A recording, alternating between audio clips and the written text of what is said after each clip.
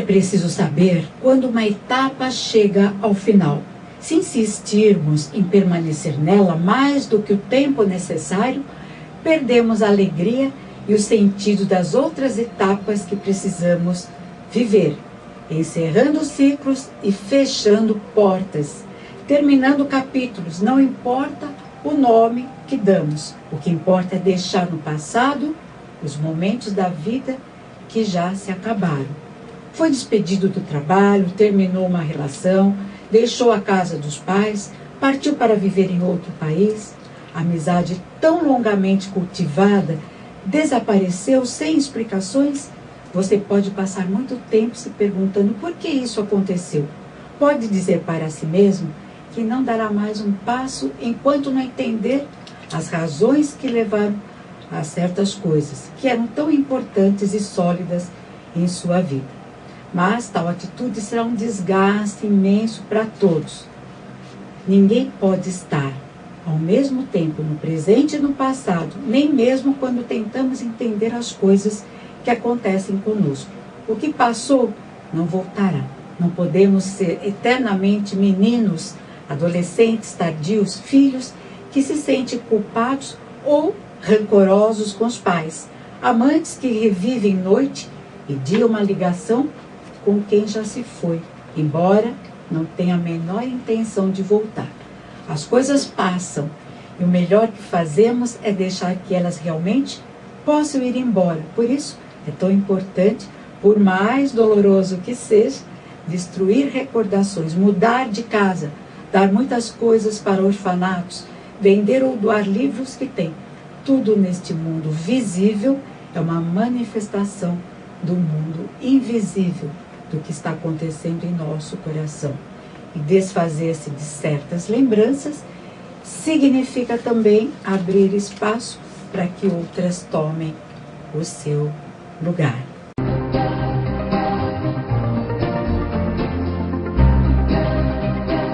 Temos soluções para a sua empresa crescer de forma consciente e lucrativa. Trabalhamos com cartões de visita, folhetos, catálogos, pastas folders, adesivos, envelopes, entre outros materiais. Gráfica Sucesso.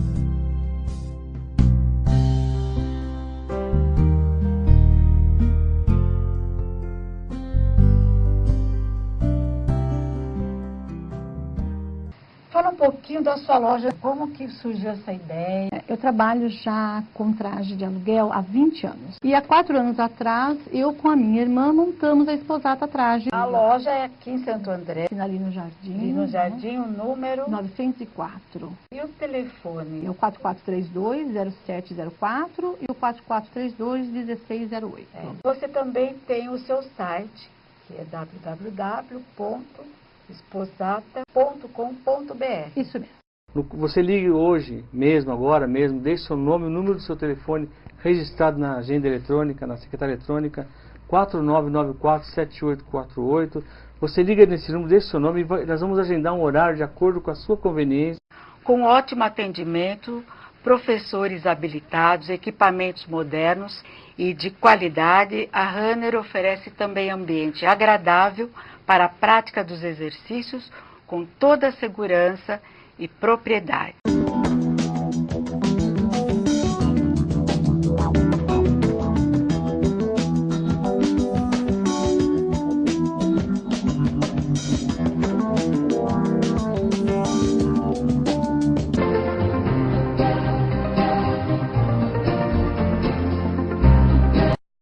Bom, estou muito feliz de estar mais uma vez aqui, conversando com vocês, trocando as nossas energias, claro, sempre fazendo novos amigos e falando de tantas coisas, assim, de espiritualidade, que é o foco do nosso programa.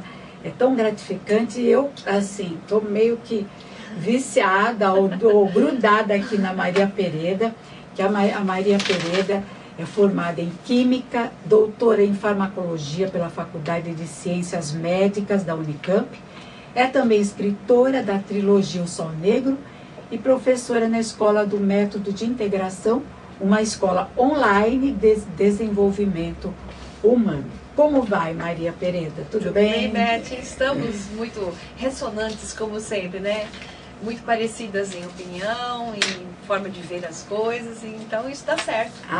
Eu amo assim, o seu trabalho, assim, como cientista, pesquisadora, assim, é fantástico. E trazer à luz, né, tantos conhecimentos que para muita gente pode não dizer nada, mas para outras tem sido assim, um conforto, né, um entendimento, assim, porque a luz, né, do conhecimento é que faz a gente evoluir, né? Exato. Meu trabalho é levar informação de boa qualidade, embasada cientificamente, ou embasada pelos melhores pilares dentro do tema que eu vou abordando, e com isso expandir a consciência das pessoas, né? Como você disse, criando espaço na consciência, a gente gera esse estado de expansão, ver mais, entender melhor. Muito bom. Bom, hoje nós vamos estar falando sobre o lendário Rei Arthur, todo mundo já ouviu falar, que foi um lendário líder britânico que, de acordo com as histórias medievais e romances de cavalaria, liderou a defesa da Grã-Bretanha contra os invasores saxões no final do século V e no início do século VI. Os detalhes das histórias arturianas são, em sua maioria, compostas por folclore, invenções literárias, e sua existência histórica é motivo de debate acadêmico entre os historiadores contemporâneos. Bom, vamos começar pelo realmente a lenda do Rei Arthur e do que originalmente se tratava, porque ele é tão falado, né? E na verdade a gente queria saber o mais próximo da verdade mesmo. Então, é uma composição de uma série de fatos, inclusive o que você acabou de dizer, séculos V e VI, as defesas contra a invasão dos saxões e de Bretanha que estava completamente desmembrada. Então, essa é uma parte, mas não se sabe se esse Arthur que se foca nessa lenda de defesa contra os saxões era mais uma esperança de um rei que unificasse reinos separados, ou simplesmente trazia uma ressonância de um passado muito mais distante, que é o se considera. Então, assim, nós temos uma memória perdida no tempo, que Carl Jung, o grande psicanalista da psicologia analítica, ele diria que seria uma memória coletiva de um passado da humanidade, onde, por exemplo, existiam terras nórdicas, e tanto se fala que Arthur foi até essas terras nórdicas, e vários cavaleiros foram até as terras nórdicas, que ficavam nas regiões geladas, para alcançar os seus propósitos de conhecimento, porque ali estavam as terras chamadas de Thule, que eram as terras ancestrais. Então, a lendária Thule era uma lendária ilha, né, que era isolada, e que os cavaleiros teriam que navegar 3 horas de viagem para chegar lá. A partir dessa ilha sagrada, onde se conheceria o desenvolvimento interno do ser, se alcançaria um processo parecido com o que se chama de iluminação, é que foi depois jogado para o sul da Inglaterra a história de Avalon. Então foram pegos vários pedaços da memória coletiva de lendas muito mais antigas na memória da humanidade e trazidas. Então, a história do Arthur, ela leva a um desenvolvimento do desafio interno. Eu tenho que saber quem eu sou, encontrar a minha força interior. Para que eu possa fazer emergir essa força interna, eu preciso me tornar um rei. Só que esse rei não é exatamente o rei que unifica os reinos. É o rei que unifica o nosso interior, as partes que eu ainda não sei quem eu sou, o meu emocional alinhado com o meu mental, o meu lado escuro, que eu tenho que fazer surgir e brotar para fora, e ser capaz de faceá-lo como um rei faceia o seu inimigo, olhando nos olhos, e através desse processo de confrontar a si mesmo, fazer se conhecer e integrar as partes. Então essa integração dos reinos é um sonho externo de uma integração interna do nosso lado psicológico, emocional, digamos assim, mental e espiritual. Poxa, então todas as lendas do Rei Arthur visa isto, unificar as partes internas que ainda estão fragmentadas. Exato, é por isso até que se colocou, depois do século V, mais especificamente a partir de 1485, quando um escritor chamado Sir Thomas Malory criou o mais famoso livro, que é a configuração da história que a gente conhece hoje, mais famosa do Arthur, que é A Morte de Arthur, chamada assim, o livro. Então, nesse contexto, se tirou a ideia primária das lendas celtas, porque Sir Thomas Malory introduziu os elementos cristãos, católicos, melhor dizendo, como o cálice sagrado, aquele cálice que se coletou o sangue de Jesus, e quando, na verdade, nas lendas celtas, o lado sagrado estava no caldeirão celta. Então, as lendas de Arthur são antes da Igreja Católica entrar na Bretanha, né? E isso vinha do caldeirão celta, onde os celtas colocavam ali todo o processo interno da magia, digamos, que eles conheciam, mas essa magia era uma alquimia da transformação do homem em algo superior. Sempre o processo de Arthur e o processo das lendas celtas levavam para o confronto com o seu inimigo interno, além do inimigo externo, o conhecimento de quem você é, trazer para fora esse seu lado oculto e ser capaz de faceá-lo. Por isso que nas lendas celtas, Arthur vai ao submundo. Ele desce até o centro da terra, onde está o sol interior, para que a partir do fato dele descer para o submundo, esse seu lado escuro pudesse ser conhecido, confrontado, e ele fizesse o processo da ascensão em direção ao sol, se tornando um rei solar, iluminado. Que bonito, né? Agora, qual a ligação do mago Merlin nas lendas do Rei Arthur? É um lado espiritual, novamente, que vai sendo representado. Ele existiu, esse mago? Não se sabe. A história de Merlin, na verdade, é um paralelo com a história da Atlântida e os magos atlantes, que ciência e espiritualidade estavam juntos naquela época, uma coisa que nós vamos resgatando dentro do mundo da ciência hoje, né? Mas na época da Atlântida, as terras anteriores, as terras como nós as conhecemos agora, a porção final da Atlântida afundou mais ou menos por volta de 1800 a.C. Essa foi a porção final. A Atlântida veio afundando em terras no centro do Oceano Atlântico por mais de 150 mil anos, até que a porção final, em 10.800, afundou de vez e nós perdemos a sua história. Então, o que acontece é que o mago Merlin representa ou pertencia, como eu falei, as lendas de Arthur são muito anteriores ao que se fala, a aquele mago, que não era um mago, e sim um cientista, que trabalhava com o mundo quântico, capaz de transformar as coisas através de um conhecimento que é da nossa realidade, como sendo algo mutável em função daquilo que você é e você expressa. Então a sua realidade se transforma por um espelho do seu mundo interno para o externo. Isso é o que a ciência diz hoje. Você vive em realidades paralelas e o que você vivencia é uma projeção da sua frequência interior, dos padrões que você tem dentro.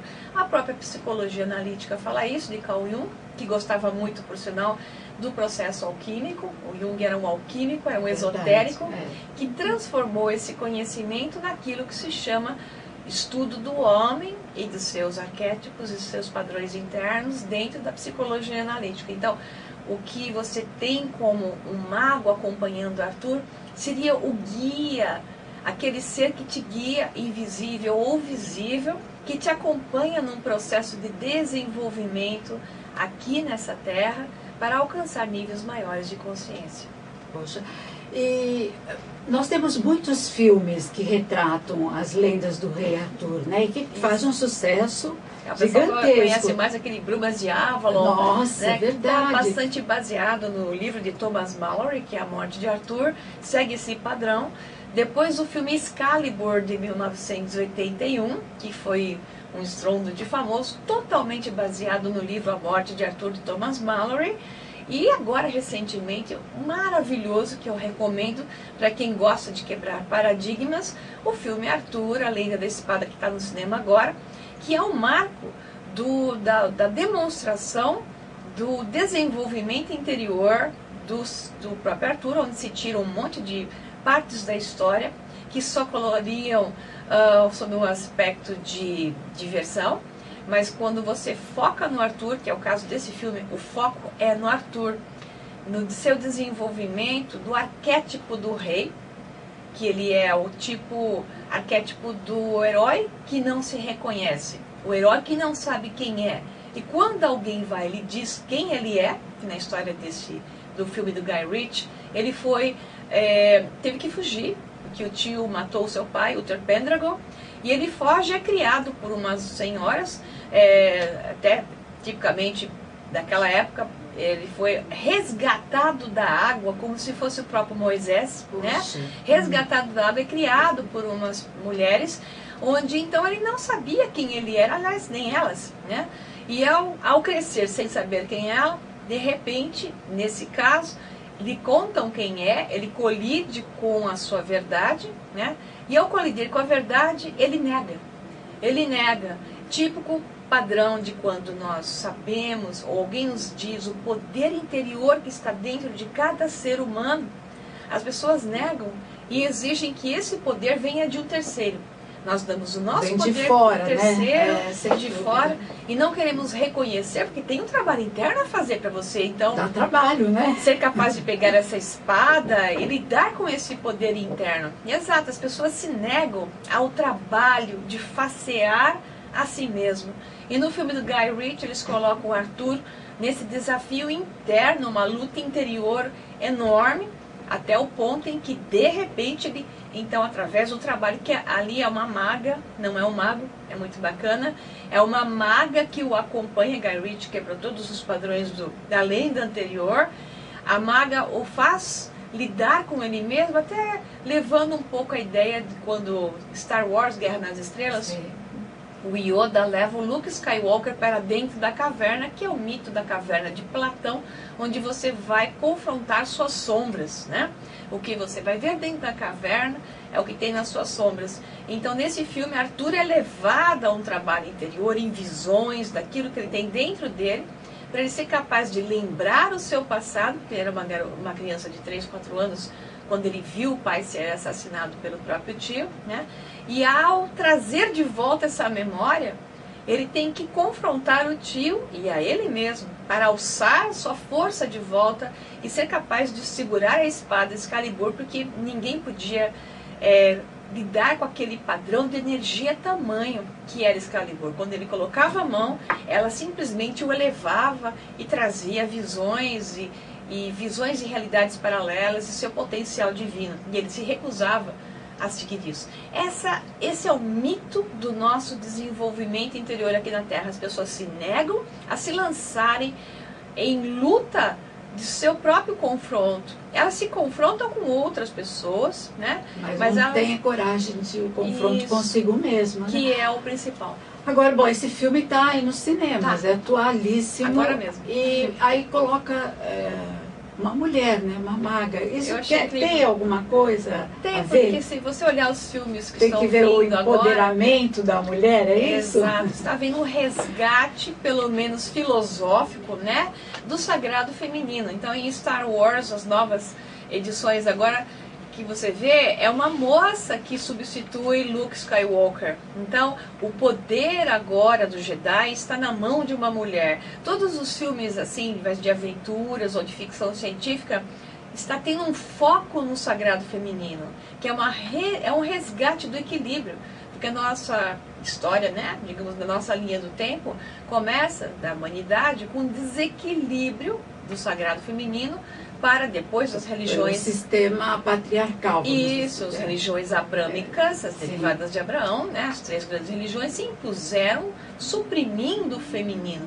E vem ocorrendo agora um resgate lento, mas constante, de uma visão da importância da mulher. Ninguém é melhor do que ninguém. A mulher não é melhor que o homem, nem o homem é melhor que a mulher, mas os dois juntos em equilíbrio é que deve existir nessa realidade em iguais condições. Então esse resgate tenta equilibrar. E o fato de colocar uma maga foi fantástico exatamente com essa visão. Isso, né? Quer Que dizer, Arthur só toda- se tornou Arthur no filme de Guy Ritchie, esse que está no cinema agora, devido a essa maga que fez o grande trabalho.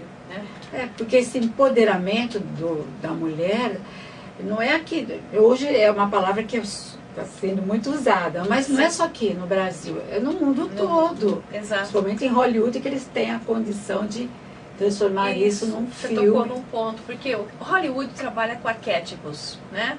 Todo filme que se torna um sucesso é um filme que trabalha bem os arquétipos, como bem dizia Joseph Campbell, que foi o maior especialista no assunto, que publicou O Poder do Mito e outros livros a respeito. Então, quando você vê os filmes de grande sucesso, eles todos trabalham com o arquétipo do herói, são vários níveis de heróis, ou com outros arquétipos que estão no inconsciente coletivo. Star Wars, né, Por Guerra das exemplo, Estrelas, é totalmente montado em arquétipo. E quando você assiste um filme onde os arquétipos são bem desenvolvidos, você tem um ganho interno, porque você entra na conexão inconsciente. E aquilo que acontece no filme te resgata quando o herói então ressurge e ele sai da sua cinza e nasce com toda a força, ele te impulsiona para o seu poder interior. Claro, né? é isso. Então, essas lendas do rei Arthur leva a ele. O foco é esse, é resgatar o poder Exato. que todos nós temos, não esperar do outro. É você, sempre você, está dentro de você. Você se tornar o rei. O rei é aquele que olha de frente, no olho, não se esconde, é capaz de ir aonde tiver que ir, seguro, sabendo que dentro dele e ao redor dele, ele tem tudo, todo o apoio dele mesmo e do mundo espiritual que vai levá-lo até onde ele tiver que ir, né? Então ele vai fazer o seu trabalho sem temer. E isso é o segredo do sucesso na vida. As pessoas perguntam, como é que eu faço para ter sucesso? Eu falo, faça o melhor que você tiver para fazer, da melhor maneira possível, até que não haja mais nada a ser feito e com toda a empolgação do mundo, vibração positiva e solta. É isso que você faz você ter sucesso, é você fazer. Em todos os níveis, sucesso, que é relativo à palavra sucesso, mas... Sim. Em todos os níveis, alcançar o seu objetivo. Almeja, né, que é aquilo que te faz vibrar, em vez de você fugir e querer que alguém resolva o seu problema, faça por você, que é muito comum, é você ir àquela luta. Então essas lutas de Arthur, é lindo isso, né, na né? sua integração, né, de vencer seu inimigo, integrar suas terras, manter seus cavaleiros arquetípicos, 12 cavaleiros, e ele é o 13º, né, tal qual Jesus era o 13º, e haviam 12 apóstolos. Essa visão do 12 é uma visão da unidade completa, né? Já que a Terra, a estrutura da Terra e toda a estrutura esférica, ela está dentro de uma estrutura de 12 faces, chamada de dodecaedro. Então esse 12 é a estrutura da nossa realidade como um todo, só pode ser a unidade. E o 13º é aquele que comanda esse processo no 12. Então é uma mensagem linda, né? Que no caso, o 13º seria uma consciência cósmica. A nível nórdico, né, da sabedoria nórdica, o número 13 era o número da deusa, né?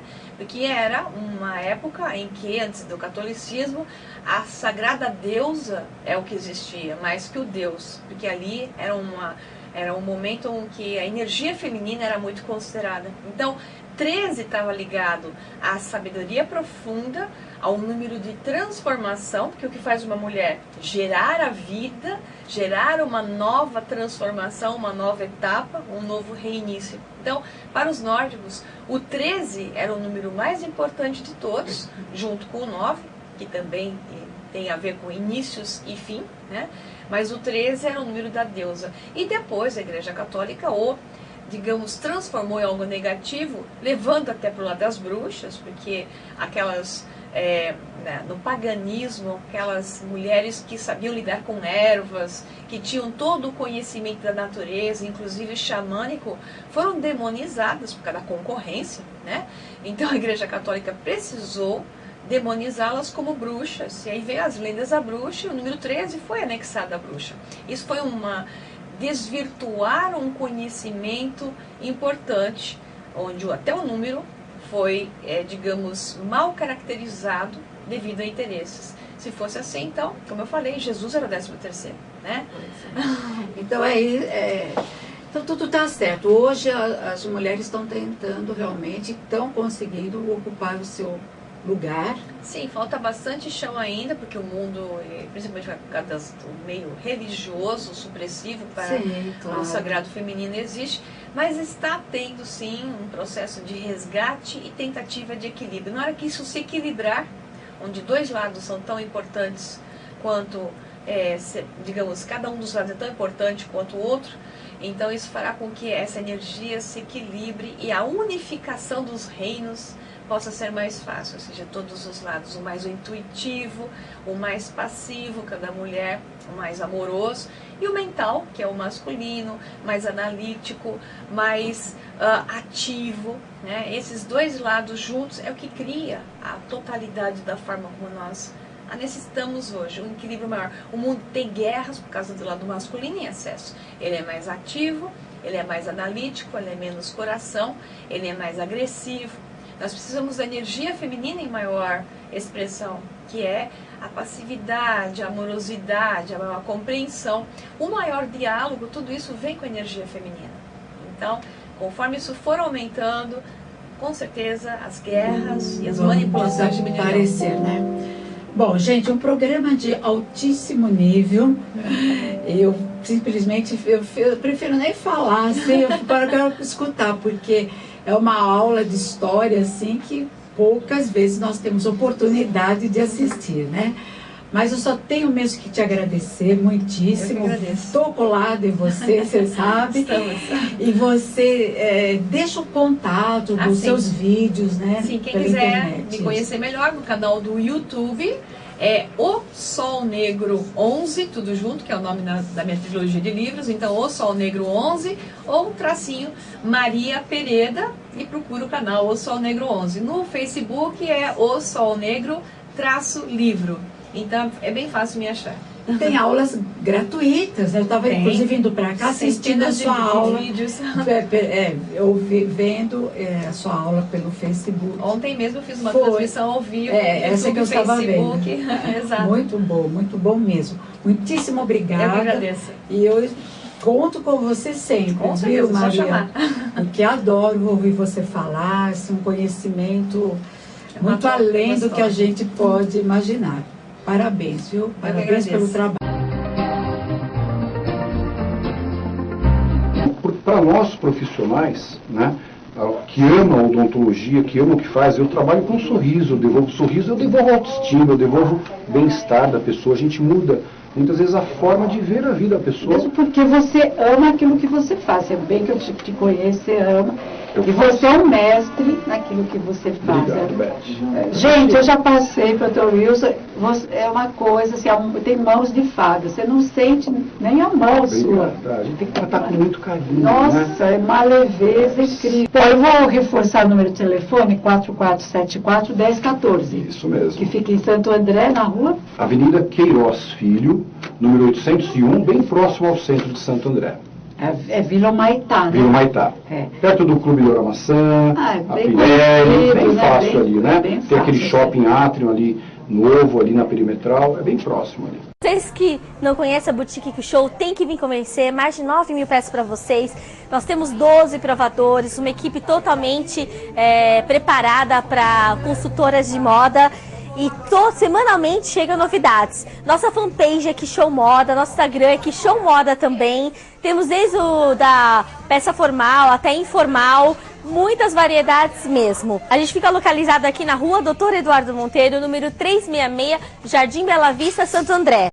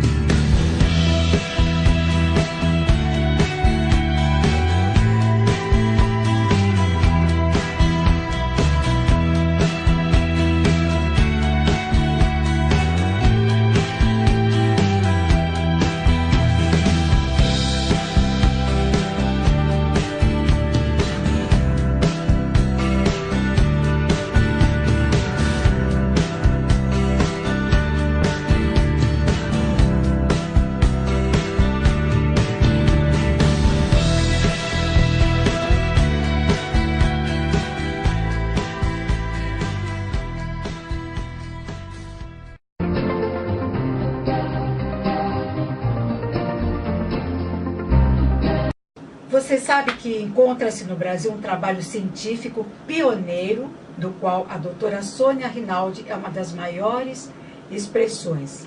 Autora de muitos livros, conferencista, articulista e muito respeitada no exterior.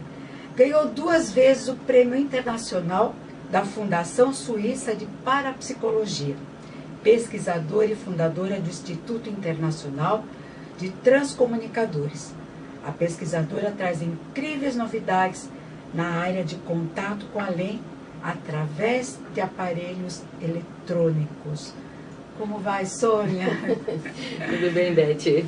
Muito obrigada pelo convite, é um prazer estar aqui com você. Ai, eu adoro seu trabalho assim, sou fã número 1 de carteirinha, viu? Obrigada. O pessoal que está nos ouvindo, eu sei que muita gente já ouviu falar e muita gente também nunca ouviu falar.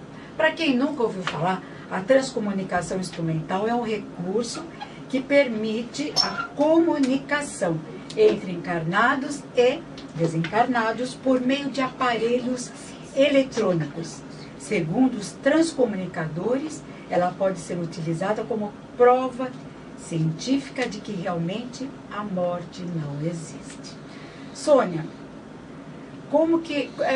quantas anda as suas pesquisas? Como é que você está sentindo as pessoas? Que eu sei que é um trabalho que, embora é um trabalho assim monumental, tem muitas pessoas que se dizem espiritualistas e espíritas que não conhecem o seu trabalho. Por que isso acontece? Talvez porque, olha, talvez não seja por falta de divulgação. A gente divulga bastante, eu procuro publicar, e é sempre a um preço bem ridículo. Na verdade, o que a gente quer é que o nosso trabalho não fique dentro da gaveta, né? Porque isso não ajudaria nem a nós, nem as pessoas. E então a gente divulga bastante. Mas, infelizmente, o brasileiro não é muito afeito a buscar, a aprender, a buscar coisas novas, né? Ele se enturma, de repente, num templo, numa igreja, num centro espírita, né? E fica por lá, porque daí envolve um pouquinho da parte social, etc., que é gostoso. Mas, digamos que a busca para um aprendizado e abrir para novas coisas não é uma coisa tão comum aqui no Brasil. Então, por isso, talvez que o trabalho não seja tão conhecido assim, né? Mas a gente tem sentido, ao longo dessas quase 3 décadas, né, na verdade, muito tempo, para nós parece sempre uma evolução a passo de minhoca, mas, na verdade, se a gente olhar de fora, houve um progresso assim, absurdamente grande, né, entre como a gente começou e o que hoje acontece. Bom, você começou, que eu me lembro muito bem, você começou com um gravadorzinho. Foi, na verdade, gravador cassete, que na verdade era o que se dispunha na época como tecnologia, e radinho de válvula, umas coisinhas bem... imagina, hoje em dia a geração nova não sabe o que é isso, né? Sabe. Mas a gente na época tinha como referencial que na Europa eles estavam usando isso. Então, para a gente sair do zero, digamos, a gente começou a copiar, vamos dizer. Mas logo deu para perceber que esse caminho não era o melhor. Aí eu fiz o meu próprio caminho, passei para fazer tudo em computação. Já nos últimos 15 anos ou mais, tudo é feito no computador, tanto a parte de imagem quanto a parte de vozes, tudo é feito no computador. Então a tecnologia mudou aqui e isso beneficiou muito, digamos, o outro lado, porque a tecnologia deles é avançadíssima. Então não adianta a gente usar umas velharias que não é compatível com o que eles têm.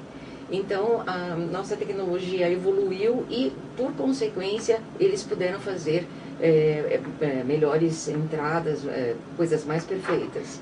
Hoje você capta os desencarnados pelo Skype?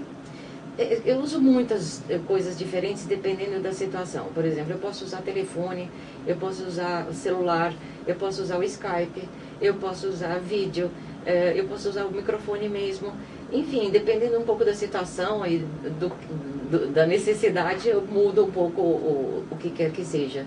E o que é importante dizer que, na verdade, não é exatamente que a gente vai sintonizar um falecido ou o falecido. Na verdade, o falecido, ele estará numa estação transmissora, amparado pelos nossos amigos que trabalham em conjunto conosco, e de lá é que ele vai se comunicar. Então, digamos que a gente faz a sintonia, digamos, não é exatamente direto com o falecido, é na verdade direto com a estação. E essa estação é que cuida de toda a tecnologia para que a voz chegue até nós, até os nossos equipamentos. E atualmente, o que é que você tem conseguido, assim? Que tipo de experiência? Então, sabe, assim, eu quando comecei, né, há um bocado de tempo, a gente, na verdade, começou falando com falecidos. E eu acho que é isso que normalmente as pessoas acham buscam, que buscam, mas normalmente eu acho que imaginam que a transcomunicação seja isso, só falar com falecidos. Mas com o passar dos anos, eu descobri que não, que a transcomunicação é muito, muito, muito mais que isso. E as pessoas não chegaram nesse ponto ainda, entendeu? Então, por exemplo... Que tipo de... Então, por exemplo, a gente, depois da fase de só falecidos, daí eu comecei a fazer gravação de imagens ainda de falecidos, aparições de falecidos. Que é... da família que te buscava, isso, que perdeu um filho, por exemplo, isso, exato, marido, e queria saber se o estado espiritual que está aqui. E ver, de preferência, né, se possível, além de falar, né? Então a gente começou a fazer as gravações em que a gente se comunicava por voz, né? E também podíamos vê-los, né?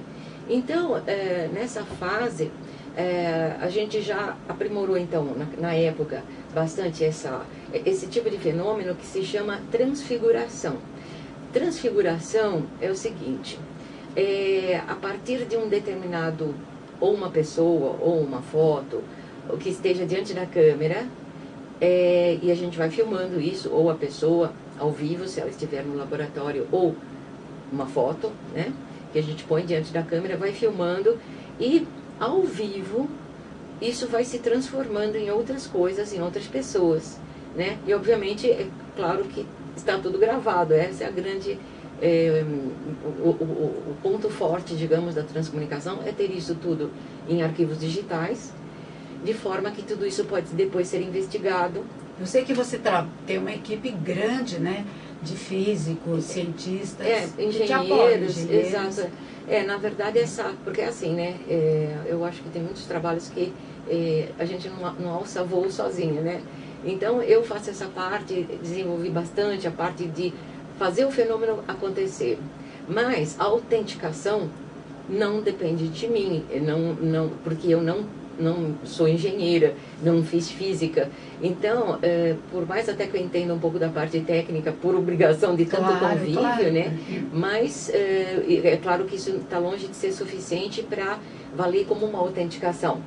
Então, por isso que eu busco muito a parceria com essas pessoas voluntárias que possam estudar e analisar as imagens e as vozes. Profissionais, inclusive da USP, né? Exato. Tem um pessoal bem interessado e a gente está agora, inclusive, até dando um start em um novo trabalho. A gente vai fazer eu me dispus a fazer uma situação a partir do zero, ou seja, a gente primeiro vai gravar uma voz que servirá de material para a comunicação. Essa voz vai passar por um engenheiro que desenvolveu um programa para a gente, que vai quebrar toda essa voz, e quando a gente tiver essa voz como se tivesse passado no liquidificador, a gente vai fazer a gravação. E a ideia é que essa voz desconexa vá responder as nossas perguntas. Então, seria a matéria-prima para uma transcomunicação. Exato. E exatamente por estar começando do zero, nesse caso, por exemplo, a gente vai ter todas as fases disponíveis para a investigação. Entende? Então, nós vamos ter a voz original, a voz quebrada e os resultados. Então, tudo isso é passível de comparação para ver o que foi que aconteceu entre a situação de uma voz desconexa e ela está falando as respostas. E eu sei também que você já faz um tempinho, mas não muito tempo, que você começou a fazer uma transcomunicação com vivos. Que tipo de vivos são esses? Então, depois da fase dos falecidos, a gente ainda entrou, começou a fazer bastante comunicação com ultraterrestres, que são seres que não são humanos, mas que fazem parte da governança do planeta. Eles estão aqui há milênios. É aquela turma que o Eric Van Daniken chamou de deuses astronautas. No livro, né? Isso. Então, essa turma hoje, eles estão retornando, buscando se comunicar conosco. Claro, na época primitiva que eles estiveram aqui, eles puderam fazer coisas no máximo com pedras, né? E coisas fantásticas, como as pirâmides e tudo mais.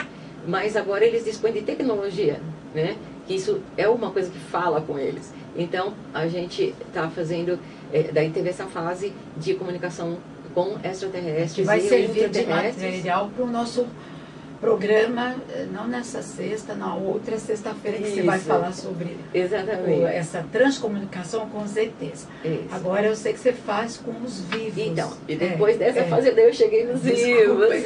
Então, foi assim...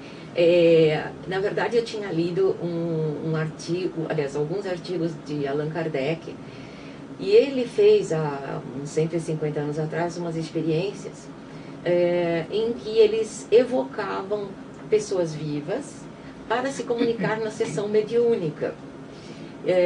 Eu achei isso muito interessante, e eu pensei com os meus botões, espera aí, se ele conseguiu que essas pessoas vivas se deslocassem até a sessão mediúnica e se comunicassem, eu acho que isso é possível também através da transcomunicação.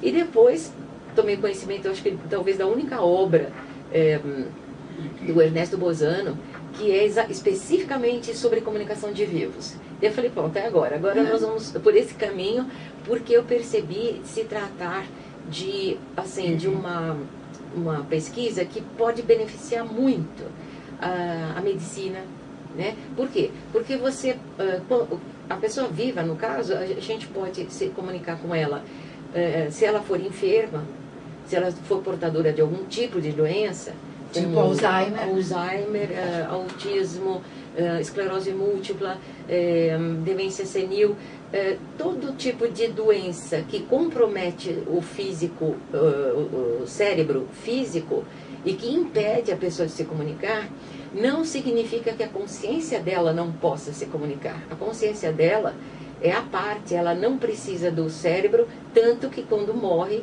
ela não fica mais com o cérebro, porque o cérebro foi para o caixão e ela continua se comunicando, porque na verdade é a consciência ou o espírito, como os espíritas gostariam de chamar, né?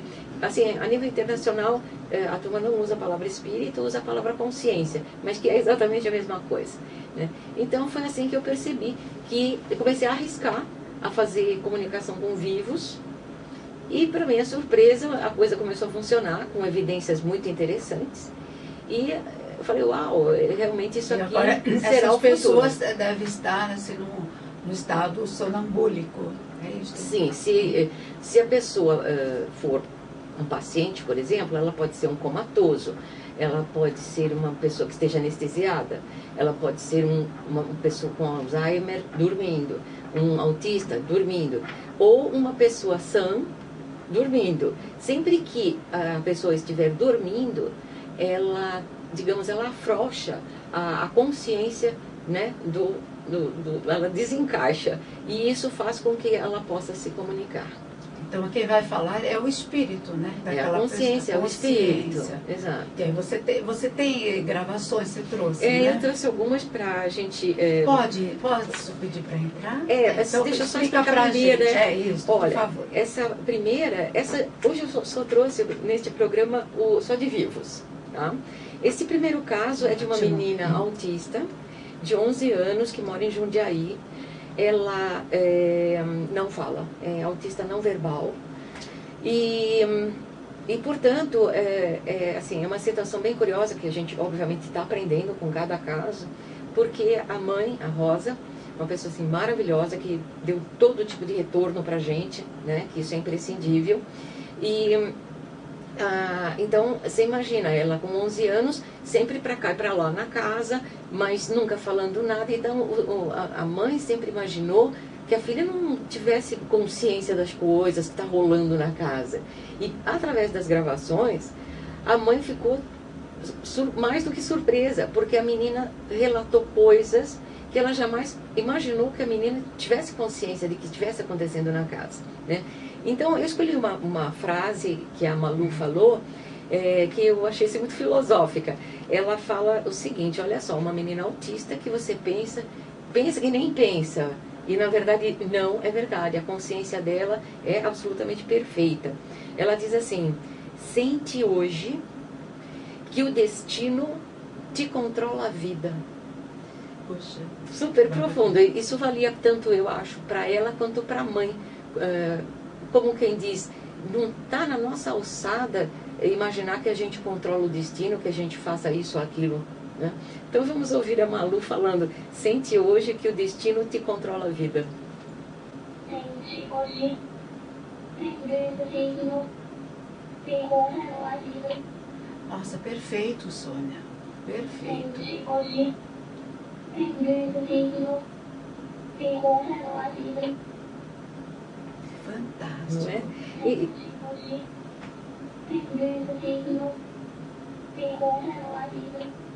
então você vê, quer dizer, é por isso que eu te digo, na verdade, a melhoria na qualidade das vozes também advém um pouco da nossa melhoria de tecnologia. Da tecnologia. Do outro lado também, que o outro lado também aprende conosco, porque, digamos, isso não existe, né? Então, digamos, todos estamos aprendendo em conjunto, né? É claro que a consciência deles, né, essas consciências que estão em contato conosco, dão assim 50 mil a 0 na nossa consciência, ainda muito ínfima, muito desimportante, mas é claro que com cada caso eles também aprendem como manusear a nossa tecnologia, né, que eles têm que se adequar ao nosso primitivismo, claro, né? Claro. Na sequência eu trouxe de um menino... Nós temos 4 minutos, dá, né? Então vamos lá. É um menino que tem atrofia espinhal, ele também não fala, tem 3 anos. Desculpa. Então nós vamos usar a terceira, tá? A terceira, sim. E aí, eu estou conversando com ele, ele se chama Henrico. Então, antes de eu falar, eu estou conversando com ele na gravação e eu falo assim: você gosta do papai, né? E da mamãe? Você adora a mamãe, né? Antes de eu falar, e da mamãe, você adora a mamãe? Ele fala: beijo, mamãe. Agora você imagina, a mãe nunca ouviu ele chamar ela de mamãe. E daí, quando eu falo: você adora a mamãe? Ele fala: já falei? Como quem diz, eu já falei que eu gosto dela. De novo. Então vamos lá. E da mamãe? Você adora a mamãe, né? Já falei. Poxa, que interessante. Dá tempo de mais uma? Por favor. Olha, vamos ver aqui mais uma. Ele não se alimenta de nada porque não desce, né? Assim, na gargantinha dele. É só uma criança. É uma criança. Outra criança, né? Não, é a mesma. A mesma. Então, eu falo pra ele, eu tô puxando o assunto, então ele toma tudo batido, né? Sim. Então líquido, né? Isso. Como se fosse líquido. Isso, exato. Então, a mãe tinha me falado que ele gostava de feijão. Então eu falo assim: eu sei que você gosta de feijão. E Danone? Ele fala: opa! Olha, menina. Então vamos lá. É a quarta, né? Cinco.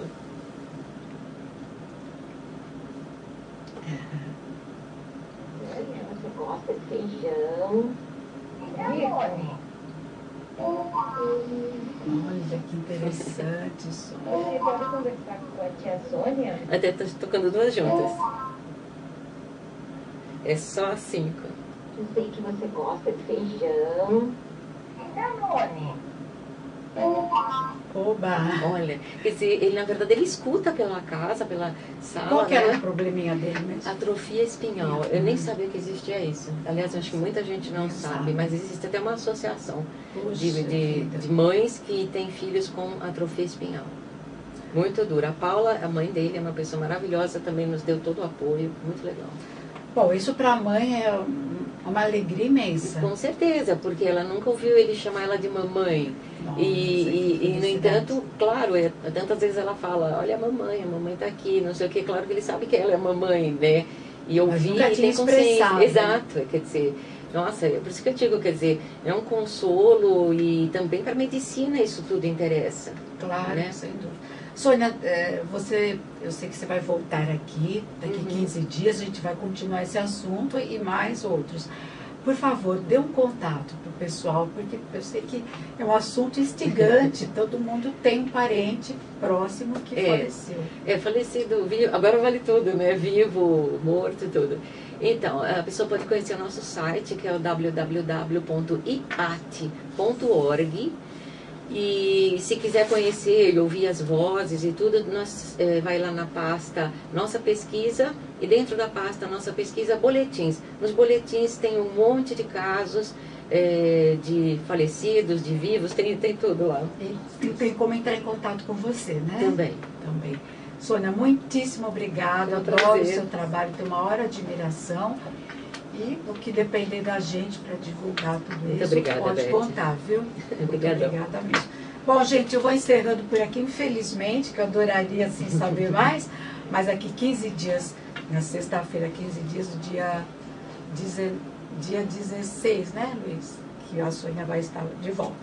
Então eu encerro com uma frase do Pequeno Príncipe, que é super conhecida, mas que é muito bacana.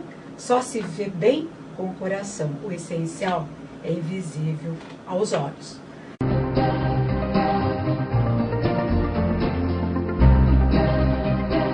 Temos soluções para a sua empresa crescer de forma consciente e lucrativa. Trabalhamos com cartões de visita, folhetos, catálogos, pastas folders, adesivos, envelopes, entre outros materiais.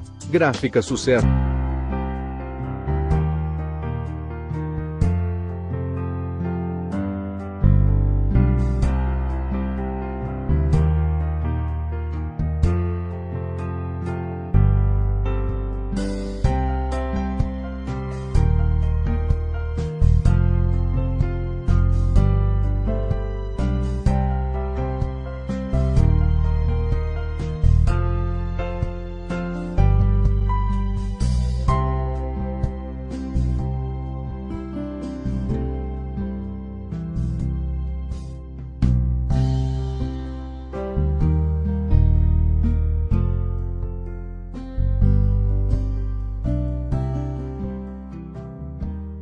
Fala um pouquinho da sua loja, como que surgiu essa ideia? Eu trabalho já com traje de aluguel há 20 anos. E há 4 anos atrás, eu com a minha irmã montamos a Esposata Traje. A loja é aqui em Santo André. Ali no Jardim. E no Jardim, o número? 904. E o telefone? É o 4432-0704 e o 4432-1608. Você também tem o seu site, que é www.esposata.com.br. Isso mesmo. Você ligue hoje, mesmo, agora mesmo, deixe seu nome, o número do seu telefone registrado na agenda eletrônica, na secretária eletrônica, 4994-7848. Você liga nesse número, deixe seu nome e nós vamos agendar um horário de acordo com a sua conveniência. Com ótimo atendimento, professores habilitados, equipamentos modernos e de qualidade, a Runner oferece também ambiente agradável para a prática dos exercícios com toda a segurança e propriedade.